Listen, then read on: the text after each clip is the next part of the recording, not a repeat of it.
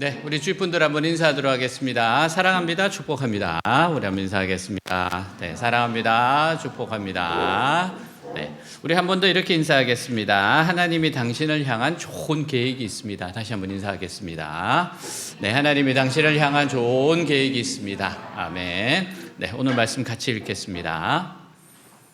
예수께서 이르시되 자녀로 먼저 배불리 먹게 할지니 자녀의 떡을 취하여 개들에게 던짐이 마땅치 아니하니라.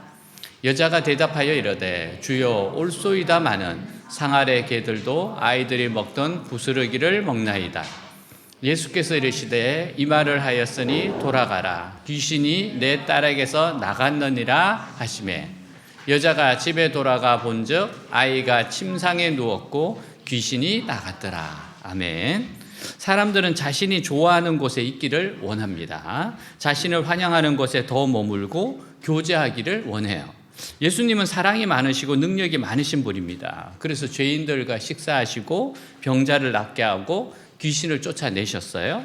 그런데 유대인들 가운데 예수님을 싫어하는 사람들이 있었습니다. 특히 유대 지도자들은 예수님에 대한 적대감을 나타냈어요. 그래서 예수님은 갈릴리를 떠나 이방인 지역으로 숨으셨습니다. 자, 24절 같이 읽겠습니다. 예수께서 일어나사 거기를 떠나 두로 지방으로 가서 한 집에 들어가 아무도 모르게 하시려 하나 숨길 수 없더라. 자, 예수님은 유대인들이 이해되지 않았어요. 왜 이들은 하나님의 말씀이 있는데 먹으려고 하지 않는 것일까? 왜 이들은 믿음으로 나오기만 하면 하나님이 얼마든지 들어주실 텐데 그러지 않는 것일까? 도무지 이해가 되지 않았던 겁니다. 엘리야 때의 엘리야는 도저히 이스라엘 백성들을 이해할 수가 없었어요. 엘리야는 이스라엘 백성 앞에서 기도해 3년 반 동안 비가 오지 않게 했습니다. 그럼에도 불구하고 이스라엘 백성은 하나님을 믿으려 하지 않았습니다. 오히려 엘리야를 반역자라고 죽이려고 했어요. 엘리야는 어쩔 수 없이 시냇물이 마르자 시돈에 있던 사렙다의 이방인 여자 집에 가서 숨어 있게 되었습니다. 근데 그 여자를 만나는 과정이 아주 놀랍습니다. 이 과부는 집에 딱 한 번 먹을 가루와 기름이 있었어요. 근데 엘리야가 그것을 자기를 위해 주고 하나님의 말씀을 믿으라고 했습니다. 하나님의 말씀은 그가 믿음에 순종하면 가루가 떨어지지 않게 하고 기름이 없어지지 않을 것이라고 했습니다.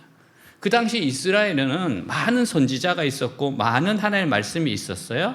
그러나 아무도 하나님 말씀을 믿지 않았습니다. 자신들은 모두 하나님을 잘 안다고 생각하면서 하나님의 말씀을 너무 업신여기면서 무시했습니다. 그들은 하나님의 말씀이 능력이 있다는 것을 믿지 않았어요. 근데 놀랍게도 이 이방인 여자는 선지자의 말을 믿고 마지막 떡을 엘리야를 위해 만들어줍니다. 하나님의 말씀을 믿었던 겁니다. 이스라엘 여자들은 하나님 말씀을 많이 듣고 잘 아는 것 같은데 실제로는 눈에 보이는 것만을 믿었던 겁니다. 하지만 이 이방인 여자는요, 믿음은 별로 없는 것 같은데 결정적인 순간에 하나님의 말씀을 믿고 기적을 체험했던 거예요. 그래서 순종이 중요합니다. 순종이 중요해요. 결국 중요한 것은 하나님을 잘 아느냐 모르냐가 아니라 하나님의 말씀 하나에 모든 것을 걸 수 있느냐 하는 겁니다. 하나님 말씀에 순종할 수 있느냐는 거예요. 다른 것은 모두 이 뒤에 따라오는 겁니다. 하나님의 백성은요, 믿음이 없어질수록 자존심이 강해집니다. 고집이 강해져요. 자기 생각이 많아집니다. 그러나 믿음이 성장하면 할수록 자존심을 헌신짝같이 버리고 하나님의 말씀과 기도에 몰두합니다. 예수님이 갈릴리에서 두로 지방으로 가신 것은 유대인들이 예수님을 너무 싫어해서 피해 가신 것이었어요. 그들은 예수님을 유대 땅에서 몰아낸 것입니다. 이것을 보면 우리가 하나님의 말씀에서 한번 벗어나기 시작하는 것이 얼마나 무서운 일인지를 알아야 됩니다. 왜 이스라엘 백성이 하나님의 말씀에서 벗어나게 되었습니까? 하나님이 너무 축복해 주시고 부흥이 일어나니까 마음이 높아진 겁니다. 그래서 말씀을 소홀히 한 거예요. 하나님의 백성은 부흥이 될수록 축복이 나타날수록 하나님의 말씀에는 아무것도 모르기로 결심해야 합니다. 근데 피해 가신 이방인 지역에서도 예수님은 많이 알려져 있었고 인기가 높으셨어요. 그때 당장 달려온 사람이 딸이 귀신 들린 헬라인이었습니다. 자, 25절, 26절 같이 읽겠습니다.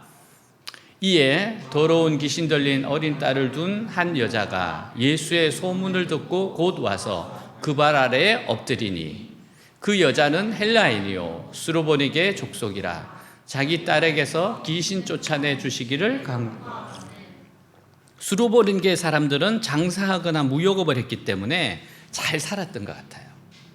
그러나 이 사람들의 영적 상태는 비참했습니다. 이 여자의 딸은 어린아이인데도 귀신이 들려 제정신이 아니었어요. 아마 다른 엄마들 같으면 딸에게서 귀신을 내쫓기 위해서 바알 신전에 가서 열심히 빌었을 겁니다. 이 엄마는 이상하게도 예수님의 소문을 듣고 예수님에 대한 기대를 가지게 됩니다.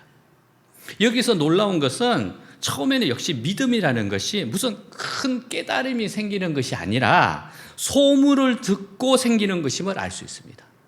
소문을 듣고 생기는 거예요. 자, 이걸 보면 참 소문이 중요합니다. 제가 알고 있는 어느 목사님이 계신데 이분이 어느 교회에서 사역을 하고 있었어요. 청년부 사역을 하고 있는데 소문이 났어요. 어떤 청년하고 사귄다. 그래서 소문이 자꾸 커졌습니다. 그래서 이거를 해명해야 되겠다. 그런 생각이 들어서 이 목사님하고 그 여자 청년은 전혀 모르는 사이인데 만났어요. 그래서 정말 미안하다. 그럼 서로가 확인을 했어요. 서로가 소문내지 않았다. 이게 왜 이렇게 소문이 된지 모르겠다. 그렇게 커피숍에서 만나서 이야기하다가 교제를 시작했어요. 그 소문 때문에 만나서 교제를 시작하고 그리고 결혼을 합니다. 그리고 지금 우크라이나 선교사님으로 가 있어요. 야, 그래서 소문이 중요합니다. 그 소문을 누가 낸지 모르겠지만 그 소문 때문에 만나서 해명하다가 결혼까지 갔어요. 이 여자는 갈릴리를 왔다 갔다 하는 사람들을 통해 갈릴리에 예수라고 하는 선지자가 나타났는데 그 사람에게 가기만 하면 모든 병을 고칠 수 있다는 소문을 들은 겁니다. 근데 이방인 주제에 감히 갈릴리까지 갈 수도 없고 그렇다고 해서 예수님이 자기에게 올 리가 없어요. 근데 어느 날 갑자기 그 예수님이 자기가 사는 도시에 오셨다는 겁니다. 오늘 본문에 보면요, 그 여자가 예수의 소문을 듣고 곧 와서라고 했어요. 곧 와서. 예수님이 자기 도시에 오셨다는 소문을 듣자마자 1분 1초도 지체하지 않았습니다. 곧 달려와 그 발 앞에 엎드려 자기 딸의 귀신 들린 것을 고쳐달라고 간청한 거예요. 하지만 이 여자에 대한 예수님의 반응이 너무도 냉담하셨습니다. 조금 당황스러워요. 자, 27절 같이 읽겠습니다. 예수께서 이르시되 자녀로 먼저 배불리 먹게 할지니 자녀의 떡을 취하여 개들에게 던짐이 마땅치 아니하니라. 예수님은 자신의 소문을 듣자마자 달려온 이 여자의 간청을 무참하게 거절했어요. 그것은 떡이 있으면 자녀에게 먼저 배부르게 주어야 한다. 자녀들은 굶고 있는데 개에게 먼저 주는 사람이 어디 있느냐는 겁니다. 예수님은 이 여자에게 자녀의 떡을 개에게 주지 않는다고 하면서 개 취급을 했습니다. 여기서 예수님의 생각을 엿볼 수 있어요. 예수님이 이 여자에 대해 못마땅한 것보다는 이스라엘 백성에 대해 가지고 있는 못마땅한 것을 표현한 겁니다. 예수님은 먼저 택함받은 이스라엘 백성이 실컷 하나님의 은혜를 받는 것을 원하셨어요. 근데 예수님이 보니까 유다 백성들이 너무 이상하게 전혀 하나님의 말씀을 먹으려고 하지 않고 하나님의 능력을 간구하지 않는다는 겁니다. 지금 예수님은 속이 잔뜩 상해 계신 겁니다. 왜 아들들은 하나님의 떡을 먹으려고 하지 않는가 하는 거예요. 예를 들어서 어느 엄마가 자기 아이와 아이의 친구를 불러다가 맛있는 음식을 먹이려고 하고 있어요. 그런데 다른 집 아이들은 뭘 주든지 전부 맛있게 먹고 배불러 합니다. 근데 정작 자기 아이는 아무것도 먹지 않고 신경질만 부린다면 엄마가 속이 얼마나 상하겠습니까? 왜 다른 집 아이는 아무 것이나 잘 먹는데 내 아이는 아무것도 먹지 않을까 하는 거예요. 예수님은 먼저 하나님의 부르심을 받고 택하심을 받은 자들이 하나님 말씀도 실컷 먹고 하나님의 축복도 많이 받았으면 좋겠다는 겁니다. 근데 실제로는 그렇지 않았어요. 오히려 하나님의 백성은 세상 것을 먹으려고 합니다. 하나님 말씀은 식상해 하고 있어요. 근데 이방인 여자는 정색을 해요. 그리고 예수님 발 앞에 택함 받은 자들도 먹지 않는 축복을 달라고 간청하고 있는 겁니다. 예수님이 이방인 여자의 요청을 모욕적으로 거절하신 것은 싫어서 그런 것이 아니에요. 이 여자의 숨은 믿음을 드러내기 위한 것임을 알 수 있습니다. 예수님이 이미 이 여자의 믿음을 알고 계셨고 이 여자의 믿음을 표현시키기를 원하셨던 겁니다. 여자가 와서 제 아이의 병을 좀 고쳐주십시오 하니까 알았다, 어서 병이 나아라, 이렇게 한다면 예수님이나 이 여자 속에 들어있는 생각을 전혀 알 수 없는 겁니다. 그래서 예수님은 분명한 거절을 통해서 예수님의 생각과 이 여자의 생각을 드러내기를 원하셨습니다. 예수님의 생각은 왜 택함 받은 백성은 하나님의 떡을 먹으려고 하지 않느냐는 겁니다. 예수님은 이 여자가 은혜를 간청하는 것이 불만이라기보다는 먼저 택함 받은 자들이 하나님의 말씀과 능력을 믿지 않는 것이 더 불만이었어요.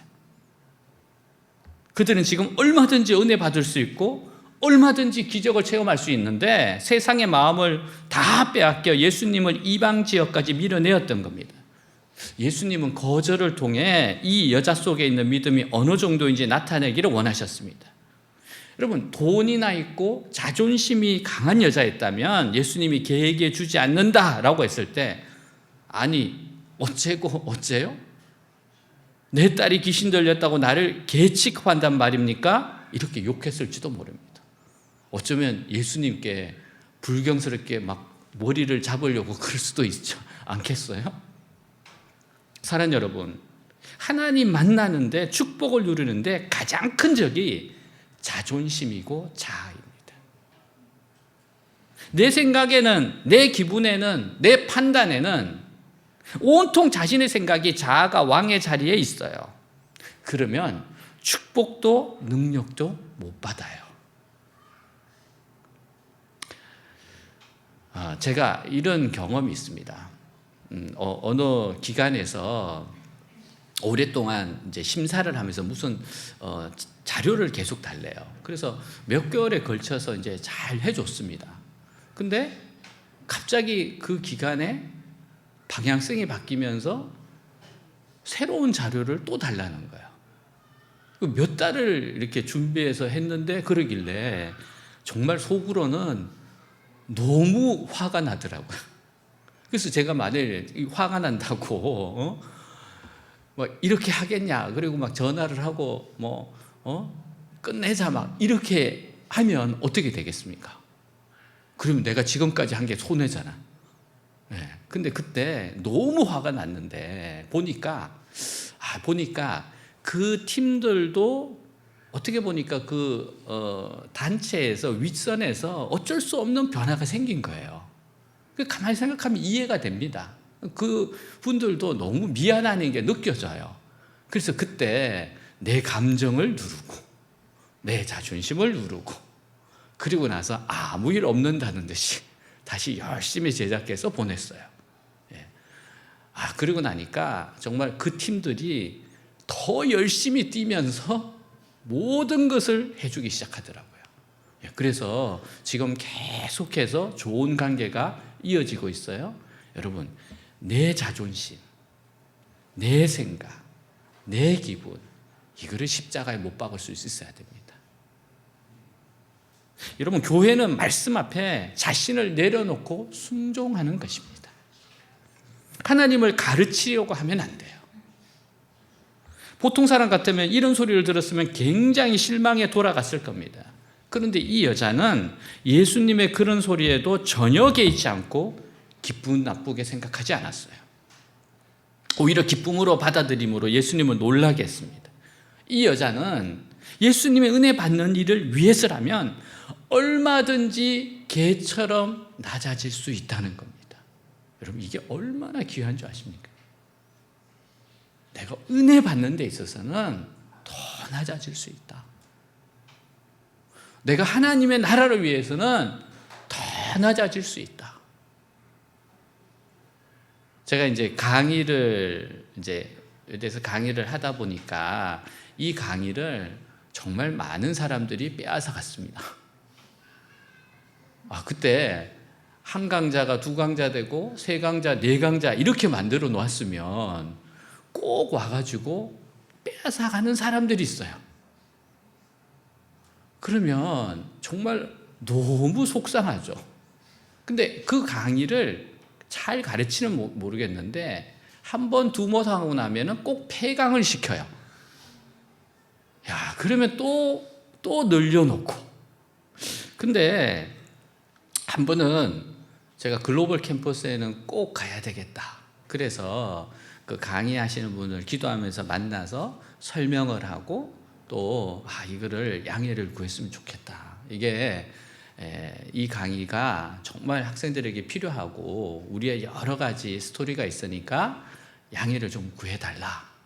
그렇게 이야기를 하고 그랬었죠. 그래서 그때 기도하는데 하나님께서 더 찾아가라는 거예요. 그래서 집이 어딘가 물어보니까 이분이 이제 방학 때 어디로 갔는가 하면 고향에 내려갔는데 목포야, 목포. 내가 KTX 타고 목포까지 갔어요. 가가지고 만나고 설명하고, 근데 그곳에서 욕만 얻어먹고, 진짜 욕만 얻어먹고. 근데 그리고 나서 사실 아무 성과 없었어요. 근데 그럼에도 불구하고 왜 간 줄 아십니까? 하나님이 가라는 감동을 줘서 간 거예요. 결과는 상관이 없어요. 하나님, 더 욕먹을 수 있습니다. 더 낮아질 수 있습니다. 영혼들이 구원받는 데 있어서는 내가 엎드릴 수 있습니다. 이 여자는 개도 주인의 상에서 떨어지는 부스러기를 먹는다고 대답했습니다. 28절 같이 읽겠습니다. 여자가 대답하여 이르되 주여 올소이다마는 상 아래 개들도 아이들이 먹던 부스러기를 먹나이다. 예수님은 자녀들과 떡을 이야기하고 있어요. 이 여자는 개와 부스러기를 이야기하고 있습니다. 자녀가 어떤 사람입니까? 먼저 하나님의 말씀을 듣고 하나님의 자녀이고 택함 받은 사람들입니다. 그들에게 주어진 양식인 떡은 뭡니까? 바로 하나님의 말씀이고 성령의 능력입니다. 거기에 비해 대단히 미안하지만 개는 누구입니까? 아직 하나님의 부르심을 받지 못하고 이 세상에서 믿지 않고 살아가는 사람들입니다. 그들에게 주어지는 부스러기가 무엇일까요? 그들이 먹는 양식이고 병이 치료되는 것이며 세상에서 출세하고 잘 사는 겁니다. 예수님이 놀라신 것은 이 이방 여자는 자녀와 개를 구별했고 떡과 부스러기를 구별하고 있었던 겁니다. 이방 여자는 예수님에게 자기는 자녀가 아니라고 했어요. 그리고 자기는 떡을 달라는 것이 떡이 아니라고 했습니다. 자기가 달라는 것은 하나님 말씀도 아니고 성령의 은혜도 아니었습니다. 예수님에게 달라는 것은 부스러기에 불과한 자기 딸의 병이 치료되는 것이라고 대답했어요. 예수님이 놀라신 것이 바로 이겁니다. 이스라엘 백성은 하나님의 자녀라고 하지만 떡에는 관심이 없어요. 그들은 하나님의 말씀과 성령이 주시는 감동에는 관심이 없어요. 오직 개들이 찾는 돈이나 세상의 명예나 병 낫는 것만 관심이 있었습니다. 근데 어떻게 된 일인지 이 이방 여자는 떡과 부스러기를 정확하게 구별하고 있어요. 그러면서 자기는 감히 떡을 달라고 못하겠다는 겁니다. 자기는 감히 하나님 말씀을 들을 수도 없고 성령의 능력을 받을 수도 없고 원하는 것은 부스러기, 즉 딸의 정신병을 낫게 해달라는 것이었어요. 여기에서 예수님의 생각과 우리의 생각이 얼마나 다른지 알 수 있습니다. 예수님은 오늘 우리가 떡을 더 배불리 먹기를 원하십니다.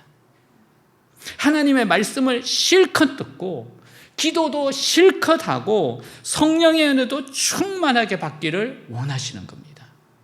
근데 하나님의 자녀가 말씀을 제쳐놓고 부스러기만 가지고 세상 사람들과 밥그릇 싸움을 하니 자녀들도 망하고 세상도 망하는 겁니다.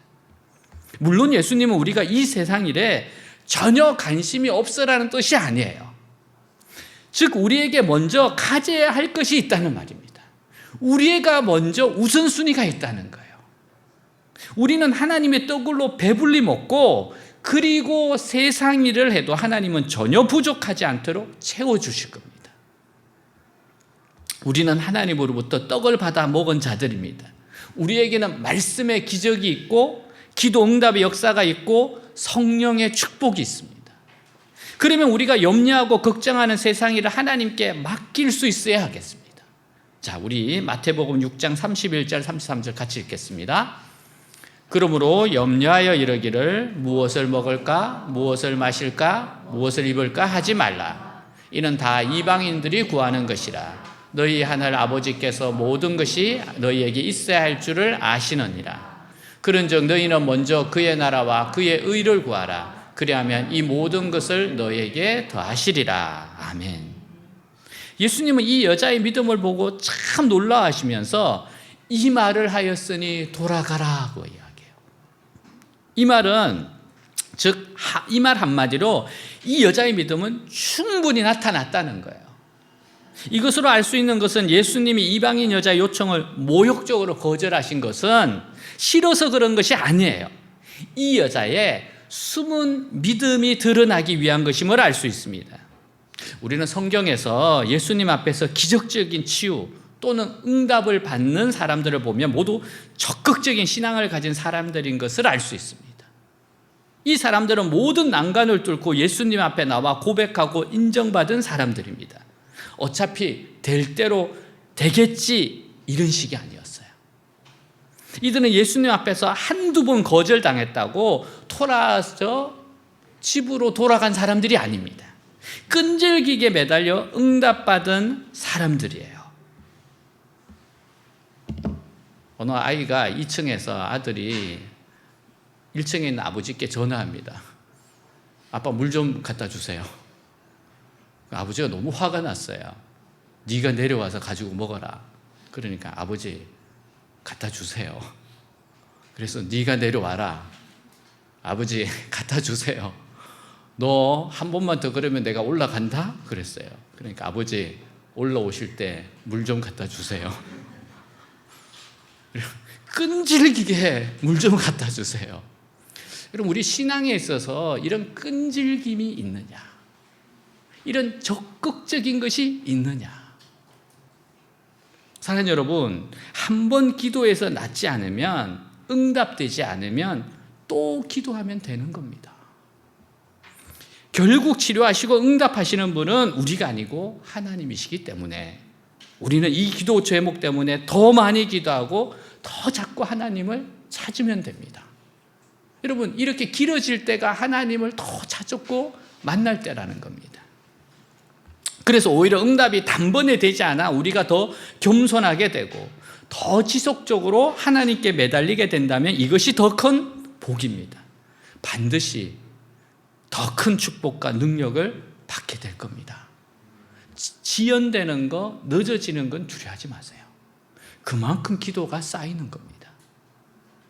그러므로 주님께서 계속해서 주님께 나아가세요. 응답 받을 때까지 나아가십시오. 자, 마태복음 7장 7절에서 8절 같이 읽겠습니다. 구하라 그리하면 너희에게 주실 것이요 찾으라 그리하면 찾아낼 것이요 문을 두드리라 그리하면 너희에게 열릴 것이니. 사랑하는 여러분, 구하는 이마다 받을 것이요 찾는 이는 찾아낼 것이요 두드리는 이에게는 열릴 것이니라. 아멘. 예수님은 우리 한 사람 한 사람에게 듣고 싶은 고백이 있어요. 이 여인에게도 듣고 싶은 고백이 있었잖아요. 우리 입에서 그 고백이 나와야 합니다. 내가 아는 예수, 내가 믿는 신앙, 나의 독특한 소리를 하나님 앞에서 내야 합니다. 그때 예수님은 내가 이 소리를 들으니 더 이상 만족스러울 수가 없다고 말씀하신 겁니다. 야, 됐다. 오늘 우리에게 예수님이 듣고 싶은 소리가 무엇일까요? 우리의 신앙의 수준이 그 수준까지 올라가야 합니다. 예수님께 딱 맞는 그 소리를 내야 합니다. 저는 이제 야외 찬양 예배가 있는 날 악기를 세팅하고 어떻게 해야 되는지 고민하고 있었던 적이 있어요. 야외에서 찬양 예배를 하는데 비가 오면 어떻게 되겠습니까? 이게 고민이에요. 이거 해야 되는지 말아야 되는지. 근데 리허설을 하는데 비가 조금씩 내리면서 리허설을 합니다. 근데 우리 찬양팀, 함께 했던 찬양팀이 분명히 비가 신디 위에 떨어지는데 그 자매가 비 안 온다면서 닦으면서 비 안 와요, 비 안 와요 이러고 있잖아요. 근데 그 모습을 보는 순간 하나님이 저한테 하시는 말씀 같았어요. 여기서 너는 어떤 고백을 하겠냐. 그래서 제가 그때 사실 이게 비가 내려서 악기를 적시면은 나는 신용 불량자 되는 겁니다. 30년 전에 제가 신용 불량자가 되면 어떻게 하겠어요? 내 인생. 근데 그때 그 비가 막 쏟아지려고 하는 순간에 제가 하나님 앞에 드렸던 고백, 그리고 우리 모든 찬양팀에게 했던 이야기, 비 오면 맞자, 비 오면 망하자. 하나님은 그 고백을 듣고 싶으셨던 겁니다. 네 인생을 한번 걸어봐라. 저 신용 불량자 아닙니다. 비 안 왔어요. 비 그쳤어요. 주님께서 오직 주님만 믿고, 제가 헌신할 때 아르바이트 하지 말고 나를 따르라고 했던 적이 있습니다. 대학 생활 하는 내내 아르바이트를 했기 때문에 졸업을 하며 제가 간사가 되면 학원에서 강의를 하면서 간사를 해야겠다. 제 나름대로 계획이 있었어요. 근데 하나님이 자꾸 하지 말라는 느낌과 감동이 들어요. 제가 그래서 안 들립니다 이렇게 이야기를 했어요. 난 자신이 없었어요. 내가 이걸 안 하면은 진짜 믿음으로 살아야 되는데 너무너무 갈등을 많이 했습니다. 어느 날 금요 예배에 참석을 했는데 하나님께서 요나서를 읽어라. 요나서를 읽으라 그랬을 때 하나님 나한테 협박하는구나. 너 사명을 저버리면 풍랑인다. 그래서 요나서를 읽었어요. 1장 다 읽다가 마지막에 제가 은혜를 받은 딱 한 구절이 있었습니다. 하나님이 요나를 위해서 박넝쿨을 예비했다. 그 한 절을 위해서 읽으라고 한 거였어요. 딱 읽는 순간 마음에 하나님께서 지금 나한테 책임지신다고 이야기하시는구나. 저는 진짜 그런 믿음으로 살아야 됩니다. 누구에게도 지금 도움을 못 청하는 건데, 그래서 제가 오면서 버스를 타고 오면서 계속해서 실험을 하다가 분명히 이 말씀은 하나님 약속의 말씀인데 진짜 내 삶 가운데 하나님이 도우실까? 그때 제가 하나님 앞에 고백했던 게 뭔가 하면 굶어 죽으면 죽겠습니다 했습니다. 하나님, 제가 정말 굶어 죽으면 죽겠습니다. 근데 하나님 그걸 너무 기뻐하셨어요. 그래서 저는 3년 동안 누구에도 말하지 않았는데 살아남았어요. 너무 신기할 정도로 여러 사람들이 공급하는 걸 경험했습니다. 제 통장에 뭐가 찍히는데 난 누군지를 모르겠어요. 솔직하게. 나는 가르쳐 준 적도 없었습니다. 근데 이게 어떻게 알고 어떻게 했는지는 나도 모르겠어요. 하나님이 정말로 먹이신다는 걸 그때 깨달았습니다. 우리에게 하나님이 이 순간 딱 고백을 듣고 싶어 한 게 있어요. 그거를 할 수 있기를 주님 이름으로 축복합니다. 하나님 정말 선하신 분이십니다. 예수님은 이 말을 하였으니 돌아가라 하십니다. 그리고 바로 귀신이 내 딸에게 나갔느니라고 하였습니다. 집에 가보니까 정말 제정신으로 딸이 침상에 누워 있었습니다. 시간과 공간을 초월해서 예수의 능력이 나타났던 겁니다. 그러면 이 수로보니게 여인이 가졌던 것은 떡이었을까요? 부스러기였을까요? 이 여인은 두 가지 모두를 가졌습니다. 즉 말씀의 능력과 아이의 병이 낫는 것을 동시에 다 체험하게 됩니다. 우리가 아주 값비싼 스테이크를 먹는 날에는 값싼 저질 과자를 먹지 않을 겁니다. 우리가 고급 하나님의 말씀으로 배부를 때 그만큼 예수님의 능력을 체험하게 될 겁니다. 한 이야기로 마칩니다. 일본의 어머니의 과잉보호 아래에서 자란 다하라 요네코라는 18세 여학생이 있었어요. 어머니께서 시름시름 앓다가 세상 떠납니다. 근데 혼자 살아갈 자신이 희망도 없어요. 어머니 없이는 아무것도 할 수 없는 소녀였어요. 우울증에 빠졌습니다. 실망과 좌절에 빠졌습니다. 달리는 기차에 몸을 던져버리고 말았어요. 근데 죽지도 못하고 두 다리와 왼쪽 팔을 송두리째 잃어버렸어요. 오른팔만 남았습니다. 한쪽 손마저 손가락 2개를 잃고 남은 건 손가락 3개가 남았어요. 병원에서 다시 죽을 생각만 합니다. 어느 날 일본 신학생 한 사람이 병원 전도를 다니다 요네코를 만나게 돼요. 지금까지 만난 사람 가운데 가장 불행한 여청년이라고 생각됩니다. 복음을 전합니다. 자, 요한복음 3장 16절 17절 같이 읽겠습니다. 하나님이 세상을 이처럼 사랑하사 독생자를 주셨으니 이는 그를 믿는 자마다 멸망하지 않고 영생을 얻게 하려 하심이라. 하나님이 그 아들을 세상에 보내신 것은 세상을 심판하려 하심이 아니요 그로 말미암아 세상이 구원을 받게 하려 하심이라. 아멘. 그는 기도하며 그녀를 포기하지 않습니다. 결국 그녀는 하나님을 아버지로 만났습니다. 예수님을 구주로 만났어요. 성령을 받았어요. 신학생은 친구가 되어서 함께 교제하기 시작했습니다. 어느 날 그 신학생이 찾아와 청혼을 해요. 말이 안 되는 얘기입니다. 거절합니다. 포기하지 않고 끊임없이 사랑을 고백합니다. 당분간 만나지 않고 함께 기도하기로 작정하고 나중에 만났습니다. 근데 응답이 똑같았어요. 같은 말씀을 받았습니다. 자, 마태복음 18장 19절 같이 읽겠습니다. 진실로 다시 너희에게 이르노니 너희 중에 2사람이 땅에서 합심하여 무엇이든지 구하면 하늘에 계신 내 아버지께서 그들을 위하여 이루게 하시리라. 아멘. 신학생이 고백합니다.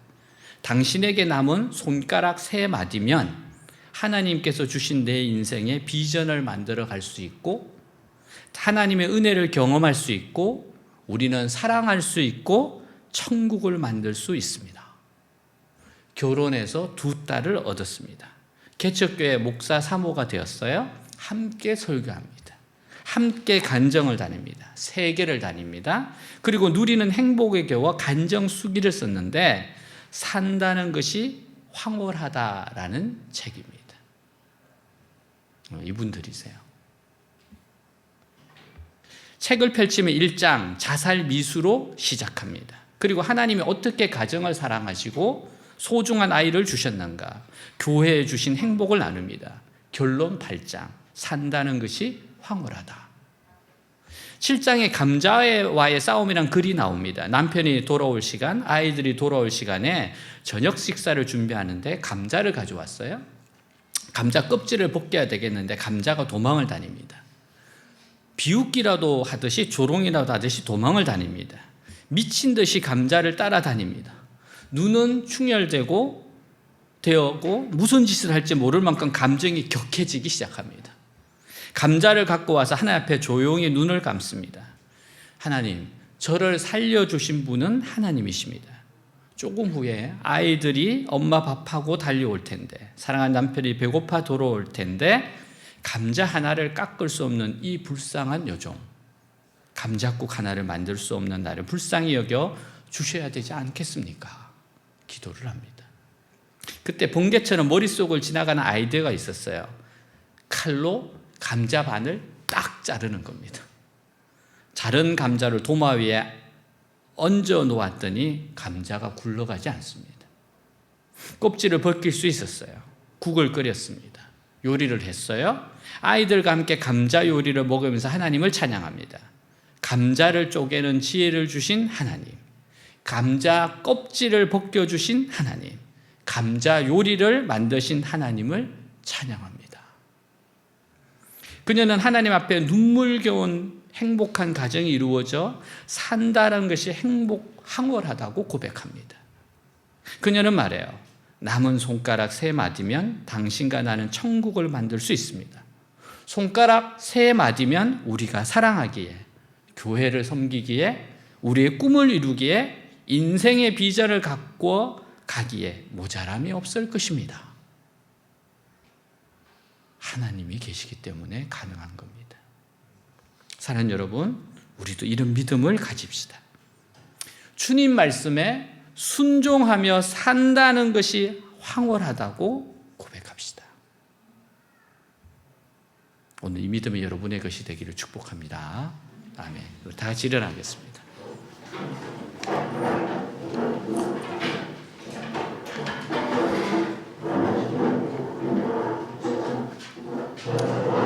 오늘 이 말씀이, 이 여인의 믿음이 우리의 믿음이 되기를 바랍시다. 하나님, 이 여인의 믿음이, 이 여인의 순종이 나에게도 있게 하옵소서. 하나님을 따라가는 삶은 황홀한 삶입니다. 하나님이 너무 좋은 것을 주시기 때문에 그래요. 하나님 선하신 분입니다. 오늘 이 말씀을 가지고 기도합시다. 기도하겠습니다.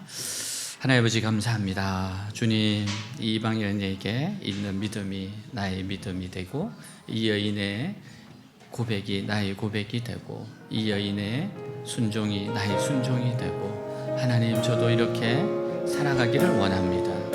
하나님 나에게 원하시는 그 삶을 살기를 원합니다. 하나님 그렇게 고백하며 살기를 원합니다. 주님을 따라가기를 원합니다. 주님을 의지하고 살기를 원합니다. 사랑하는 주님 나에게, 우리에게 이 믿음을 주십시오. 이 믿음을 주십시오. 그리고 주님, 이렇게 살아갈 수 있는 힘을 주십시오. 적극적이고 하나님을 신뢰하고 도전하며 살아가는, 하나님이 기뻐하시는 삶을 사는 순종할 수 있는 삶이 되게 해주십시오. 이 이방인 여인에게 있는 이 믿음, 이 귀한 믿음, 아버지 나에게도 하나님의 말씀을 귀하게 여기고, 하나님의 성령의 능력을 귀하게 여기고, 우선순위를 분명히 하고 살아가는 그러한 삶이 되게 하여 주옵소서. 주님을 경험하고 체험하게 하옵소서. 우리가 변화되게 하옵소서. 믿음으로 충만하게 하옵소서. 산다는 것이 황홀합니다. 하나님, 그렇게 고백할 수 있는 이 땅의 삶이 되게 하여 주옵소서. 하나님 감사합니다. 주님과 함께 동행하게 하옵소서.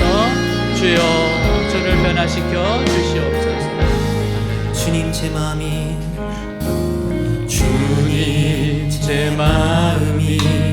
너무 둔해서 주님을 볼 수 없습니다. 이 땅에 속하여 이 땅만 보다가 주님 손을 놓쳤습니다. 나는 나그네로 왔는데 왜 주저앉게 되었나. 나는 정직인데 언제부터 내 삶의 주인이 되어버렸나.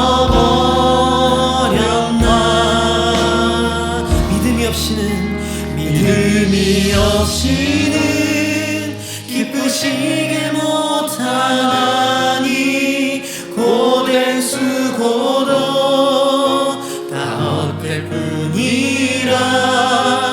믿음이 없어서 무너진 삶의 모든 자리에 다시 주님을 기다립니다. 주님 제 마음이 너무 둔해서 주님을 볼 수 없습니다. 이 땅에 속하여 이 땅만 보다가 주님 손을 놓쳤습니다.